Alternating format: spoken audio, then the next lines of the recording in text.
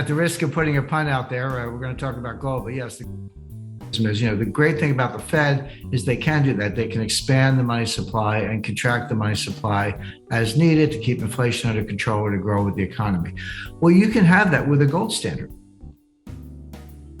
In fact, we did from 1913 to 1971 in various ways. We had a gold standard, but we also had discretionary monetary policy. The Fed was expanding and contracting the money supply from 1913 to 1971. And we had a gold standard, so they're not incompatible at all. But it does mean that you can't go too far. So it kind of puts a lid on things. Until 1945, the law in the United States was the base money supply, M0, that's what the Fed controls, could be 2.5 times the U.S. gold hoard, the gold in our possession, at the market. So taking originally $20.67 an ounce, later $35 an ounce, take the amount of gold times $35 an ounce, and whatever that number was, multiplied by 2.5, and that's how big the money supply could be. But so you can't go beyond that. But I actually talked to Ben Bernanke about this because you hear over and over, the gold caused the Great Depression. Gold was the problem in the Great Depression. And I researched it, and actually the leading scholar after Milton Friedman was Ben Bernanke.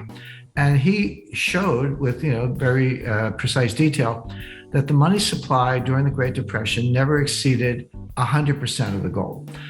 In other words, the money supply could have been 2.5 times greater than it was in the Great Depression with a gold standard. So gold was never a constraint. The Fed screwed it up. The Fed messed it up badly, but it had nothing to do with gold because they were nowhere near the ceiling. And when I talked to Bernanke, I said, Mr. Chairman, I said, this is my understanding of your research. Do I have it right? Do I have a correct understanding? He said, yes, you do. So gold was never a problem in the Great Depression. So you can have both. You can have a gold standard and discretionary monetary policy. You just can't get crazy. There's a lot of confusion about digital currencies, and people think of Bitcoin and all that. But the central banks are moving towards central bank digital currencies, which are not cryptocurrencies. The message traffic can be encrypted, but digital dollar is still a dollar, a digital euro is still a euro, and a digital yen is still a yen, and so forth. The central banks would still, have discretionary authority over monetary policy. It's just that you probably wouldn't have any paper money, and payments in a digital dollar, for example, could be faster and cheaper than what we have today. We all use credit cards. That's an electronic payment, but there's a merchant acquirer fee of 2.5% on, when you charge something, the merchant gets 2.5% less than what you pay because they have to pay that amount to a processor to get their money.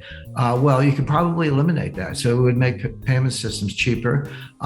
We might have wallets at the Fed. We might, Jim and Daniela and the artists might have an account at the Fed. You could disintermediate the banking system. But that's not inconsistent with gold. In fact, I've written recently about how, we're going to be walking around with 400-ounce bars in our pockets and purses. No, obviously. Probably won't even have a bag or a purse of 8-gram coins, which was true prior to World War I. But why couldn't you have a digital gold-backed currency? In fact, some versions of that already exist. So all you're doing, you put the gold in a safe place outside the banking system. You have an account. You send them the money. They buy the gold. There it is. And then you use your debit card in gold. Just entertain us for a second here, Jim. Let's pretend we were on a gold standard today. Right. What greatest problem would it eliminate? Well, it depends how you do it. And this is the problem with gold standard. Gold standards have failed in the past, as we know, and governments always make the same mistake, and it's a mistake you have to avoid, which is they get the price wrong. When you go on a gold standard, you're fixing a parity between, say, dollars and weight of gold. You're measuring weight of gold in dollars. So it's no different than any other cross rate. If you have the euro-US dollar cross rate or the dollar-yen cross rate, well, this is just going to be a dollar gold cross rate with the gold measured by weight. But you got to get the price right. So could you do it at $1,800 an ounce, which is about the current price? Well, legally you could, but that would be a fiasco because it's highly deflationary. In other words, people say you can't have a gold standard because there's not enough gold to support commerce and leverage and industrial and commercial loans and the whole financial system. There's not enough gold. That's nonsense. There's always enough gold.